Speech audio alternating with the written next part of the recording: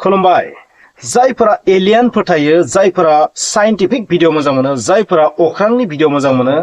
March अखाफोर बेबायदिजों related भिडियोफोरखौ मोजां मोनो नोंथांमोननि थाखाय बे भिडियोआ बावैसो साननैसो सिगांनिफ्रायनो मास मोननै मोनथाम सिगांनिफ्रायनो माखासे गोदान डिस्कभारि मार्सआव जाबाय थादों मंगल ग्रहआव जाबाय थादों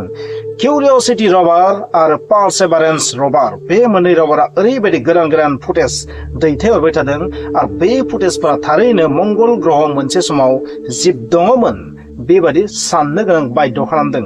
आरो नासाया बे बाथ्राखौ बुंदों जे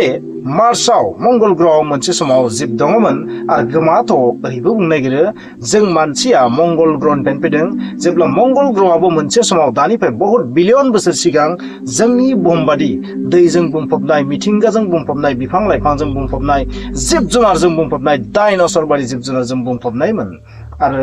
लासै लासै मंगल ग्रहनि अरा गुसु जानायनि उनाव लासै लासै बिनि ग्रेभिटिया खमायलांदोंमोन लासै लासै मा जाहैबाय बिनि बारमण्डला बिनि आबहावाया मा जाबाय गैया जाबाय बारमण्डला गैया जानायनि उनाव बेवहाय साननि अख्रांनि जे रेडिएसन बै रेडिएसना कमप्लिटलि मंगल ग्रहनि थासारिखौ सोलायनानै होबाय आरो जिबनि जेबो नामो निसान गैयि खालामनानै होबाय बेबायदि बुङो आरो बिनि थाखायनो बै समाव जों मानसि बादि जिब जायफ्रा जोबोर हाई टेक्नोलॉजियाव जोबोर जौगानायमोन बिसोरो रकेट बानायनानै बुहुमसिम फैदों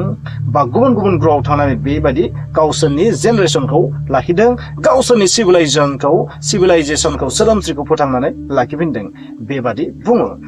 आरो बेनिनो फोरमान सम सम मोनबाय थायो बबेखानि बै फोरमानखौ नासाया डिस्कभार जानायनि उनावनो बेखौ जास्ट इर'सन मंगल ग्रह बार बारनायनि जि इर'सन जिहेतु मंगल ग्रह बारहुंखा बारोना बै बारहुंखा बारनायनि थाखाय अन्थाइफ्रा इर'सन जादों एबा रेडिएसननि थाखाय इर'सन जानानै बेबायदि महर लादों बेबायदि बुंबाय थायो नङाबा सम सम बैहाय दन्दर मोनदों माब्ला मायबा मोनसे मोनदों बेबायदि बावैसो सिगां मोनसे 15 आगस्ट 2025 बेहाय मा जायगा बियो गेडिज भेलिस रिज नामनि मोनसे जायगा बियो मंगल ग्रहनि बैहाय मा मोनदों दाउदै मोनदों बिदै मोनदों दाउदै नङा बिदै आरो मानि बिदै होनबा बुंनाय जादों बे डायनासरनि बिदै जानो हागौ मोनसे समाव मंगल ग्रहआव डायनासर दङमोन आरो बेनिनो बिदै बेयो जानो हागौ बेबायदि बुंदों नाथाय बेनि जि रियेलिटि बे रियेलिटिखौ दासिम नासाया क्लियार काट फोसावाखै बबेखानि जेब्ला बेखौ किउरियोसिटी रभारा नुदोंमोन बे फुटेजखौ नुनायनि उनाव बिनि सायाव लेजार गान शट होदोंमोन आरो लेजारनि दारै बेहाय जि केमिकेल्स दङ बै केमिकेल्सफोराव माखासे केलसियामनि खौसे मुवा मोननाय जादोंमोन जायखिजाया दाउदै जेसेबां बिदैफोर दङ बै बिदैफोरनि जि बिखब बै बिखबा केलसियाम कार्बनेटजों दाजानाय केलसियाम कार्बनेट CaCO3 बेजों दाजानाय आरो बेवहायबो बेबायदि मुवाखौनो मोनदोंमोन बेनिफ्राय बिगियानगिरिफ्रा सानदोंमोन बे थारैनो फसिल्स बे जा थारैनो बेगें अन्थाइ बा जिब अन्थाइ ओरैबायदि बेगें अन्थाइ बियो बिदैनि बेगें अन्थाइ आरो बेयो डायनासर बादि जिबनि जानो हागौ बबेखानि बिगियानगिरिफ्रा बेखौबो बुंदों नासानि बिगियानगिरिफ्राथ' मोनसे वार्डखौ बुंखायो अरायबो बे जाहैबाय इर'सन हयथ' रेडिएसननि थाखाय इर'सन जादों नङाबा जि बारहुंखा बारो बेनि थाखाय इर'सन जादों एबा ओरै जानो हागौ मंगल ग्रहआव मोनसे समाव दै दंमोन बै दै बोहैनायनि थाखाय बेबायदि नेरसोना जादों बेयो जेबो बेबादि बिदै बा दाउदै बेबायदि नङा बेबायदि बुंनो नागिरो बबेखानि नासायाबो बेवहाय गोबां कनफिउजन दङ मासे बाथ्राखौ बिथांमोनाबो दोनखोमादों बिदिब्ला नोंथांमोना मा सानो किउरियोसिटी रभारा जि डिस्कभार खालामदों बे थारैनो मा फोरमायदों आरो बावैसो सिगां आरोबाव मोनसे बुस्थु डिस्कभारि जाबोदों बे जाहैबाय बेमानि बिदै बादि मोनसे पिक्चार नोंथांमोना नुदों थारैनो बै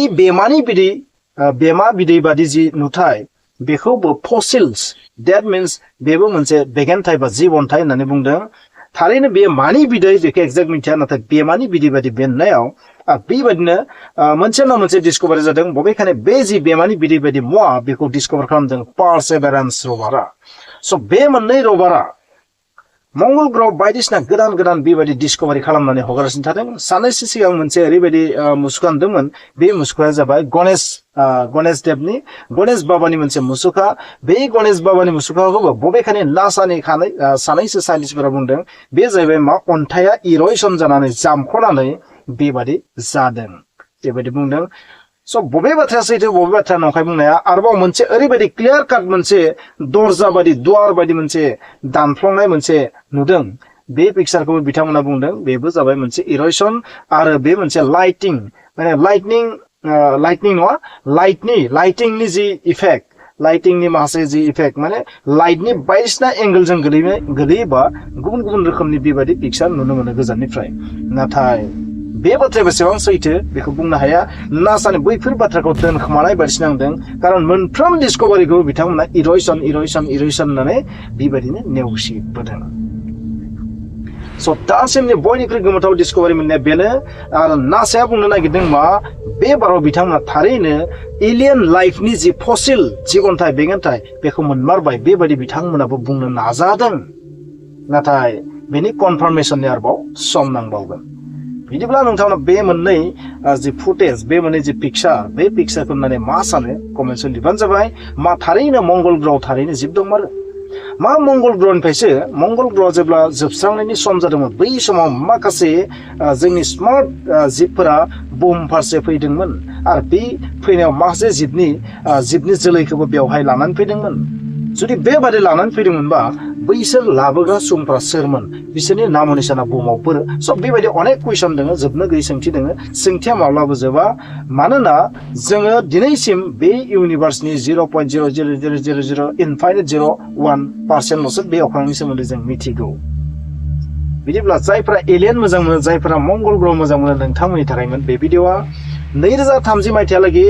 नासाया मोनसे सेम्पल रिटार्न्स बैहाय मोनसे रभार हगारगोन जाय अखाफोरनिफ्राय जाबायदि हाखौ लानानै फैयो रेग'लिटखौ लानानै फैयो बेबायदिनो मंगल ग्रहनि हाखौबो मंगल ग्रहनि बेबायदि माखासे मुवाफोरखौबो अन्थाइफोरखौबो बुहुमसिम लाना फैनायनि मोनसे मिशन लादों 2030 आव आरो बेबायदिनो इउर'पियान स्पेस एजेन्सियाबो बेबायदि लादों आरो जोंनि इन्डियाबो फिउचाराव बेबायदि लादों अब्लासो रियेल बाथ्राखौ मिथिगोन आरो जेब्ला एलन मास्कनि स्पेस एक्स कम्पानिया बैहाय मंगल ग्रह जेब्ला फार्म गायसनगोन एबा मानसि दैथायहरनो हागोन अब्लासो जोङो मंगल ग्रहनि सोमोन्दै डिटेल्सै मिथिनो हागोन बेनिखायनो दासिम बे मोननै डिस्कभारिखौ नायनानै जों बुंनो हाया जे बेवहाय थारैनो जिब दंमोन ना गैया नाथाय जोंनि मोनसे किउरियसिटिया जोनोम जादों मा थारैनो मंगल ग्रहआव जिब दंमारमोन मानोना नोंथाङा पिक्चारखौ नायनानै माबायदि नांदों मंगल ग्रहनि जि दाथाय आकृति नुथाय बेखौ नुनानै नोंथांमोना थारैनो बुहुमनि बादि नायाखै नङा होमबा थारैनो गासैबो नुथायानो बुहुमनिजों एखेफ्राम मात्र बेवहाय जोंनि बादि बुहुमनि बादि बिफां लाइफां गैया गोबां बिगियानगिरिफोराथ' बुंनो नागिरो मंगल ग्रहआव दाबो जिब दं थानो हागौ से जिबख्रिनिफ्राय हमनानै गुबुन बां जिबख्रियालागै थानो हागौ नाथाय बिसोरो सारफेसाव नङा मानोना सारफेसाव गिलु बालु जि साननि रेडिएसन बा अख्रांनि जि रेडिएसन बेनि थाखाय मंगल ग्रहनि सारफेसाव जेबो जिबानो थांनानै थानो हाया थारैनो बिसोरो दङबा दाबो मंगल ग्रहनि सारफेसनि सिङाव देट मिन्स जाय सिमहालागै रेडिएसना सहैया देट मिन्स पाताल लगआव थानो हागौ जिबफोरा दाबो पाताल सिङाव दाबो थानो हागौ मंगल ग्रहनि हा सिङाव दाबो थानो हागौ बेबायदि साननाय जादों आरो बे जे सैथोबा बेखौ जों प्रुफ खालामनो मा खालामनांगोन मंगल ग्रहसिम जों मानसिया थांनांगोन खारन केमेराजों नोंथाङा बेसेबां कौटि किल'मिटार डिस्टेन्सआव दिखांनो हाया जिबखौ आरो बै पार्सेभारेन्स रभार आरो किउरियसिटि रभार बेबोथ' बेसेबां जायगाखौ बेरायगोन एसेल'सो जायगाखौ बेरायगोन जाय जायगाखिनियाव खुनु जिबनि जेबो नाम निशान गैया आरो जानो हागौ दंबाबो आमेरिकाया बेखौ दोनखोमादों बिदिब्ला लोगोफोर नोंथांमोना बुजिबाय बे भिडिअनि गेजेरजों नोंथांमोना माबाफोर जुदि किउरियसिटि जाखांदोंबा बेखौ बुंदो आरो जि पार्सेभारेन्स नोंथाङा थारैनो बुजिबाय जानांगौ